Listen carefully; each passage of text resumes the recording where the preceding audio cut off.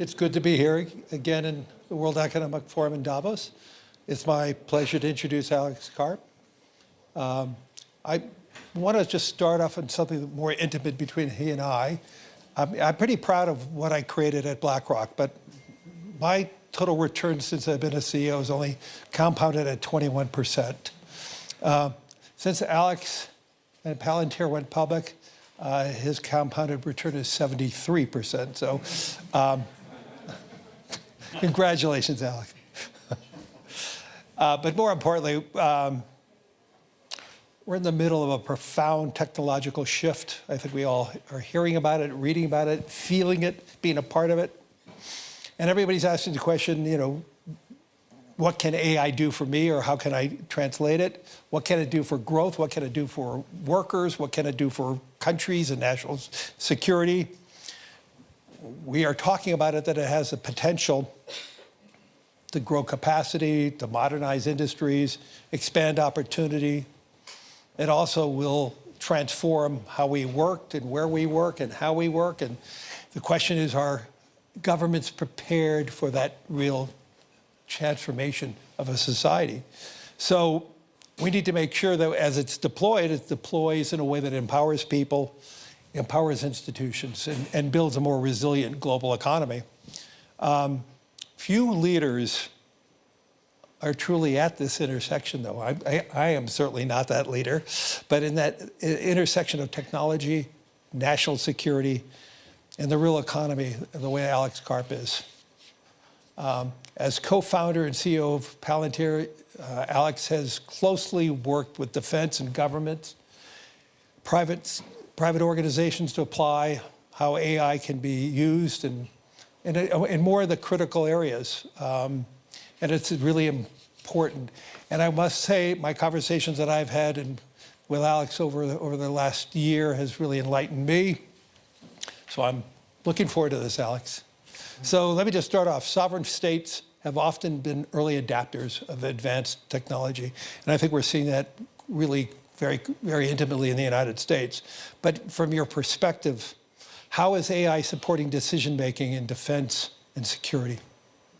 Well, first of all, delighted to be here. And with that introduction, maybe I should just stop. It's good downhill from here. Would you like to talk about our returns some more? And I'll just, It's just time. I've been public now 26 years. So, I think one of the things to remember, like the backdrop of your question, I think is though you have in America, and I would say also in Europe, historically, industrial development and military technology were obviously co-linked. And as a generalization, but more true than not, you developed a product for the military that then was dual functioned and raised the standard of living of the country. And then for lots of reasons, I'll just leave aside for now, that's not the way at least technology was built until now. There's all these defense tech startups and Palantir, but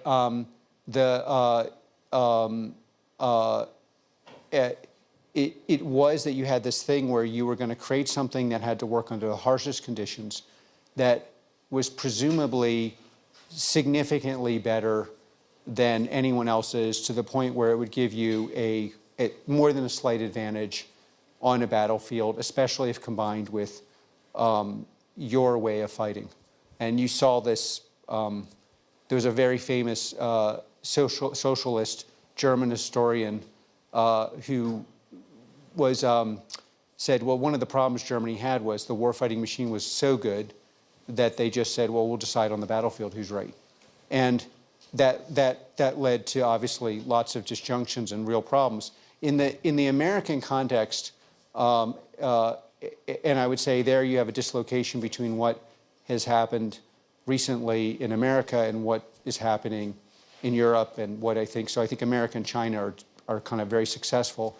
And I spent most of my adult life in Europe, and I'm very pro-European. But I think any honest assessment is that's not gone very well. You built things that could be used in adverse conditions, so rough, dirty, morally gray conditions. So how do you change the morality to fit with how we fight in the West is also a big vector. So the morality is difficult. The conditions under which you use the technology are difficult. In software context, you're not directly connected to the network. In many cases, you have constraints under which you have to fight, even though that's not the optimal way to fight. And you have very specialized ways of fighting in each country. But the positive side of that was that you also were building something that could be deployed that had an obvious value to the average citizen. Right. So now you have this, the AI thing is many things that are really interesting about it. But if you start with the banality that I think until very, very recently, all kind of adversaries of broadly defined the West assumed that investments in software-based defense were some kind of crazy thing Americans do for marketing. Get rich, company blows up, you're on your beach in the Bahamas, but shareholders are happy and it's gone kind of thing. And what you've seen, so first of all, you could say, well, that's changed. But germane to your question, the learning process in building, how do you build this for sovereign governments is also a learning process for how do they adopt these technologies. So it's not just the technology, because if you're building a tank, like the British and then the French and then the Germans kind of optimized tank technology, it's easy to see how you would deploy it. But how do you deploy a system that's primary value is organizing parts on the battlefield without seeing the parts on the battlefield and seeing, does it work? How much does it work? Is it much better than what we had? Can we do things we couldn't do in the past?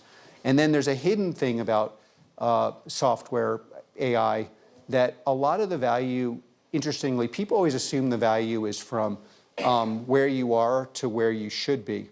And that's obvious. But in most sovereign nations in the world, I mean, we deal with almost all in one form or another that are broadly defined as that would be it could deal with a company that's, American. The actual technological rigor of the enterprises has significant holes in it. So it's very, I'm dyslexic, it's very dyslexic. There are like whole pieces of the enterprise that exist on a PowerPoint that when you go to battle, you will find out do not exist. And this, whatever country you're in this room, if you are in the West, this is a problem you have. A day of battlefield, you will find out. This is one of the advantages the Ukrainians had. They essentially started from nothing. And so you didn't have to rediscover that your enterprise didn't work after you're in fighting. And one of the huge advantages America has is just for, better or worse, I believe it or not, think mostly for worse. I was always against interventions. I'm not a neocon. We had just all this experience on the battlefield so you could see what worked and what didn't work. But pulling it back to, so the first thing that sovereign nations really struggle with is, can I identify which tech is better objectively? Can I even rate it? Can I rate, I'm looking at, just to say, yeah. But don't you need to know where you want to go to ask the right question? Actually,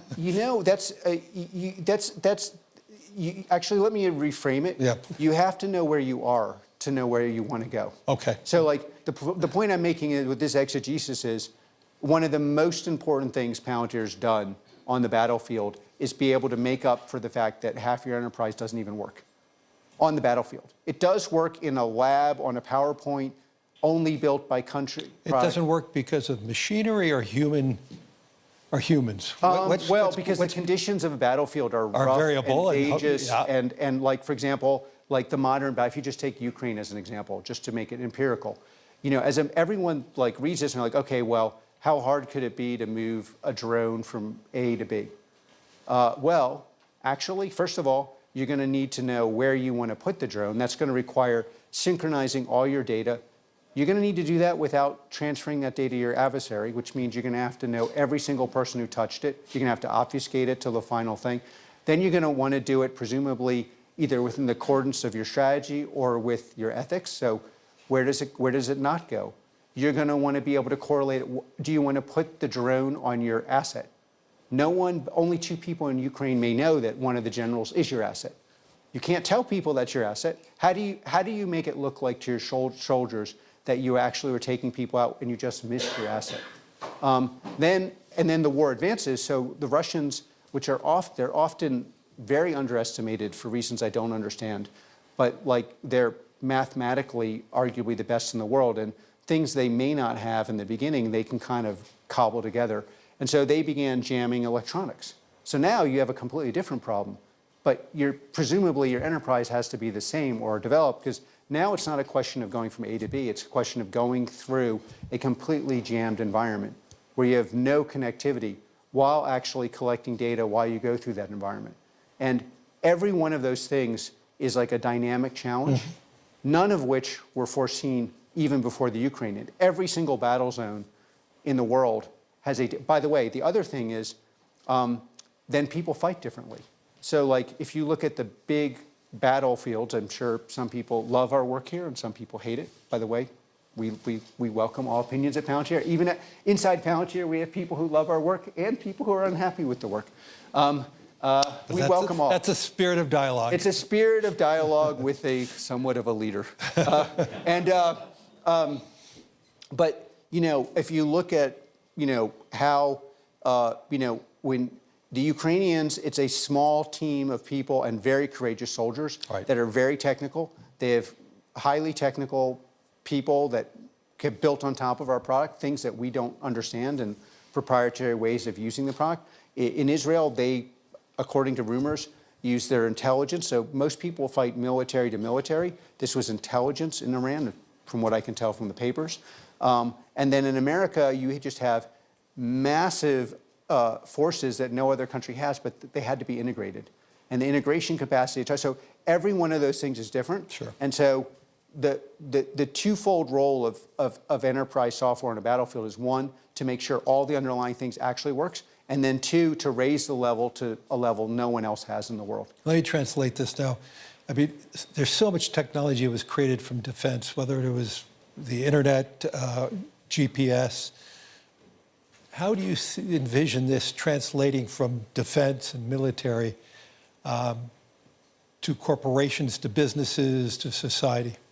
Well, first of all, the fact that it's basically a purely raw, naked environment means that you actually know the ground truth of what could work, independent of what enterprises think can work. And the thing at a high level, it's almost one-to-one translatable.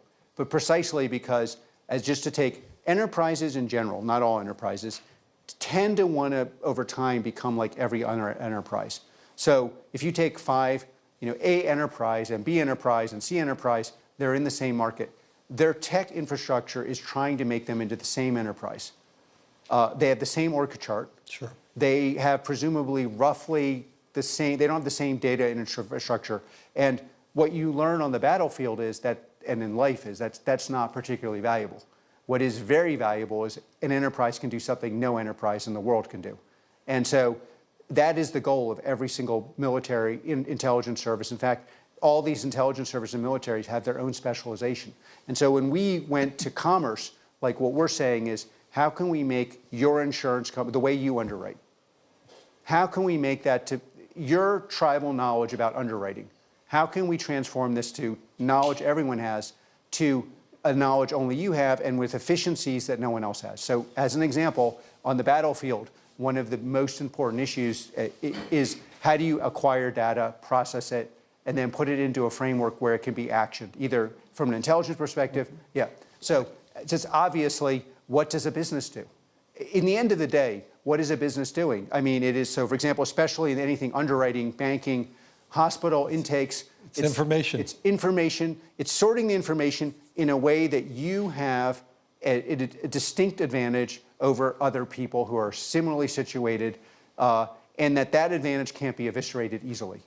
And so, de facto, for what you're doing on the battlefield with our products, without getting, I'm happy to, is like what you're doing with Ontology and Foundry, in some cases on the battlefield, but definitely in like commercial organizations across the world, but especially in America, is when you approach the underwriter or the hospital. Like we power tons and tons of hospitals. Right. They have an intake problem. They all have an intake problem. They all have a shortage of doctors and nurses. They are working in a low margin environment. But every single one has a different way of processing their patients according to what their specialty is and the kind of patients they don't do well with, and how do you manage that? And so the intake flow and into your enterprise in a way that you can actually process these things 10, 15 times faster than you could before. And then the other... That saves lives then. It saves a lot of lives.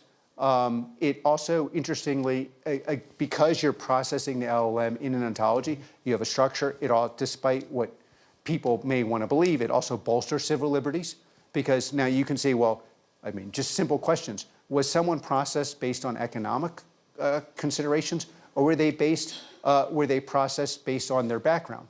Like, those things are impossible to see unless you have, like, there's a huge civil liberties betterment side of this that typically people don't believe we care about, but it's actually exactly the opposite. We do care, and, you know, showing is caring. And it's like we can granularly show why someone came in, why they were taken, why they were rejected, and we can do it in a way that makes business sense for the business itself. And then it leads to safety efficiencies. And probably brings down costs. Well, if you want to do a shorter kind of financial version, you basically, in the past, to do what we can do in the full light of a public market, you need to take the company private. So, and then you would take out the cost structure, and you'd probably resell it. Well, now you can take out the cost structure, make the workers more important. Right. So the actual workers, not the fat kind of in the middle, and then you can change the way they go to market. So but in hospitals, you could process this information faster. Presumably, you'll have much faster, healthier and then outcomes.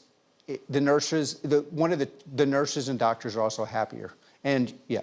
So you suggested that for companies to rapidly adopt it, they have to. The best way to do it is go in private. Then they could restructure. But no. What I'm suggesting is they don't have to do that anymore.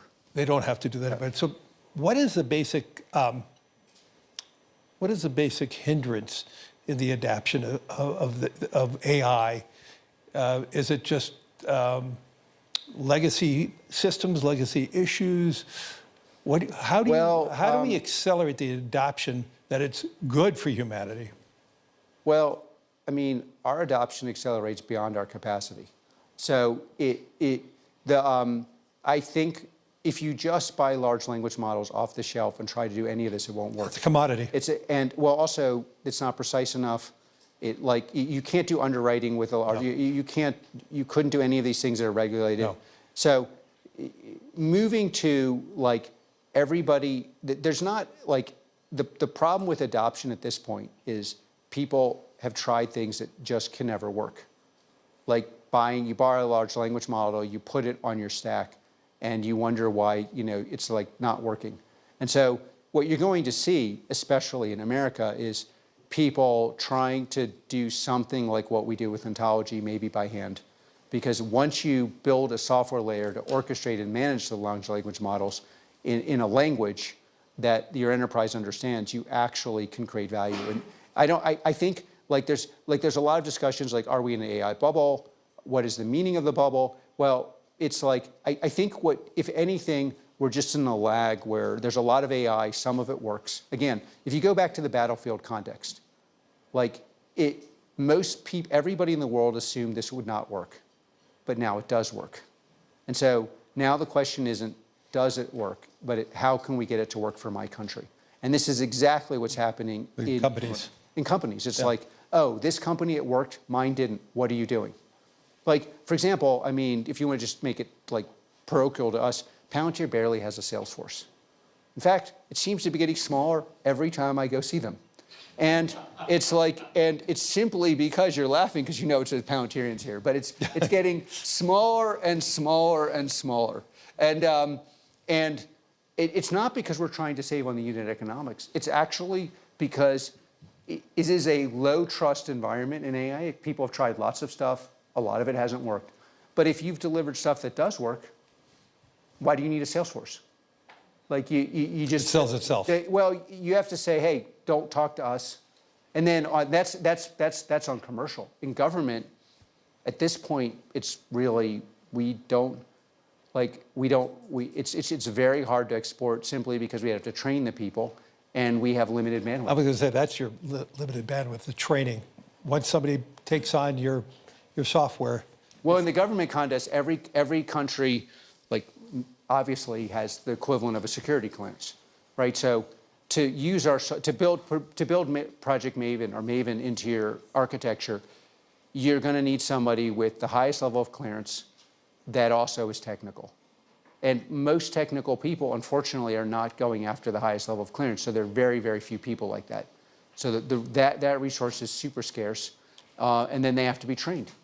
And that can take a while. And then you also have to have, like anything, you really have to believe in this and really think it's important. And not everybody fits in that category. How many people need to be trained to do this? I mean, does it, in a corporate level, does it have to be from the CEO down?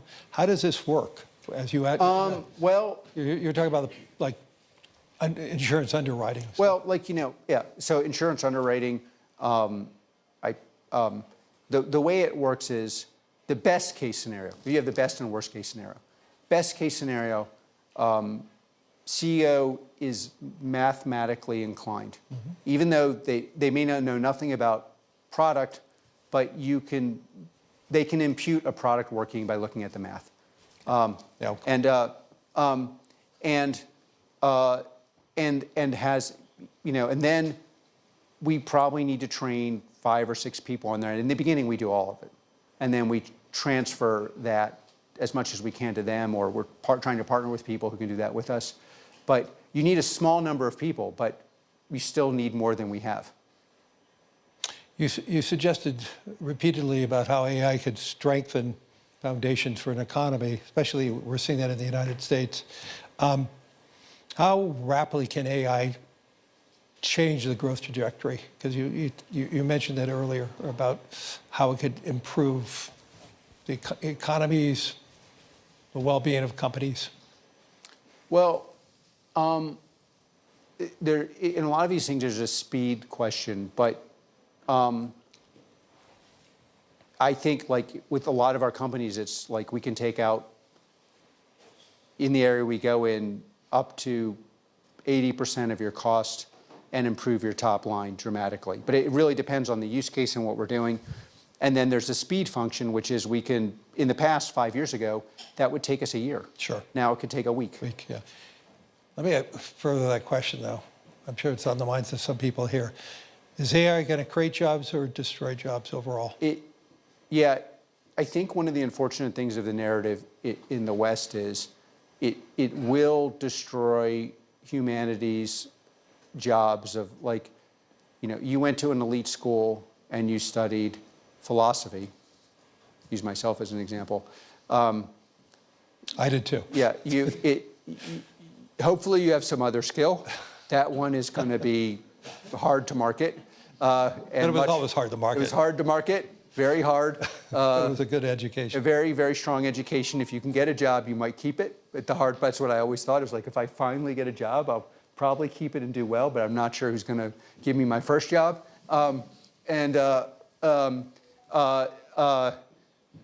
But like technicians, yeah. If you're a vocational technician, or we're building batteries for a battery company, and the people who are doing it in America are doing roughly the same job that Japanese engineers are doing, and they went to high school. And now they're very valuable, if not irreplaceable, because we can make them into something different than what they were very rapidly. And those jobs are going to become more valuable. I mean, not to diverge into my usual political screeds, but there will be more than enough jobs for the citizens of your nation, especially those with vocational training. I do think these trends really do make it hard to imagine why we should have large-scale immigration unless you have a very specialized skill. Because what about the foundation for white-collar work in Europe and the United States has been through the universities? What I just heard you say, we're going to need more vocational men and women, and they're going to be. But are you also insinuating we're probably going to need less white-collar?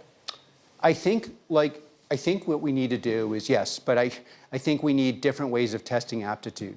It's like you know, there are a lot of people doing X that should be doing Y. Like if you could manage one of our systems, like just the person managing our Maven system in the US Army is a former police officer who I think went to a junior college. And they're doing very, very high-end, very complicated targeting globally. And that person actually is irreplaceable. And I think in the past, the way we tested for aptitude would not have fully exposed how irreplaceable that person's talents are. And would they have been as talented if they had not gone to their college? Yes. But I think I tend to, even inside Palantir, if you look at inside Palantir, what am I really doing all day? I'm walking around figuring out what is someone's outlier aptitude. And then I'm putting them on that thing and trying to get them to stay on that thing and not on the 5 other things they think they're great at. Like, you know. Keeping their... Yeah, it's like, well, you know, everyone at Palantir, every engineer at Palantir, it's the most, wherever I go in the world, like for as you know, maybe for 18 years, everyone thought we were like a business joke. And now lots of business people want my advice. You know, the only people who don't want my advice at Palantir about business are Palantir engineers. They're like, hey, Alex, I have an idea about how we could just be in a much better company. And it's always like, yeah, it's like literally McDonald's, but it's like, we should have some titles and you should stop speaking in public. And yeah, and then, I mean, there's probably right about speaking in public sometimes. I certainly admit that. I don't think you did anything wrong today. Yeah, so yeah, thank you for that high praise. One of the keys to success is setting the bar very low. Yes, no, I don't believe that's how you operate Palantir. One last question. Where will the curve of AI go in the utilization? In the United States, in other developed economies? Well, what about the developing economies? How can they participate in this? I mean, I read a research report yesterday that said the application of AI has been so dominant by societies of high education or companies of high education. And they're seeing a very big divergence that is occurring already. And it's so much based on the application of education and how that is being utilized. So is AI going to create a greater imbalance in our world in terms of growth? Well, I think the obvious first imbalance is it seems like America and China understand versions of making this work, and they're different. Yes. But they both work, and they work at scale, and I think that is very likely to accelerate way beyond what most people believe is possible. Like the discount rate, I think, not in the short term, but in the long term is way too high on what will be done and how this will impact every aspect of our society. And I would say, especially on military, and then I tend to be a realist, and I think, you know, you have wide divergences. It's going to be hard to have the kind of discussions people want to have where two countries are, and with maybe a third following of Russia because they're so good at fighting. But and then I spent, and I'll get to the developing world. I spent a lot of my life, my most important years, and my father's family came from a part of Germany, and I really care about Europe, and especially the German parts of Europe, where I had many of my best years. I still fantasize of going back to grad school, not for the learning reasons. This time you're going to have more fun? I had so much fun. Oh. We won't go into that. But it's like endless. Sometimes when I'm traveling across the country, I just think of grad school. But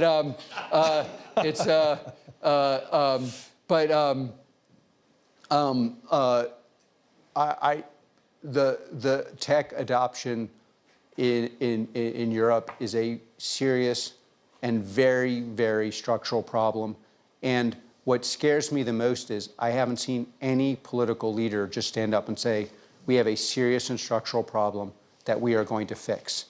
So then you get to the developing world.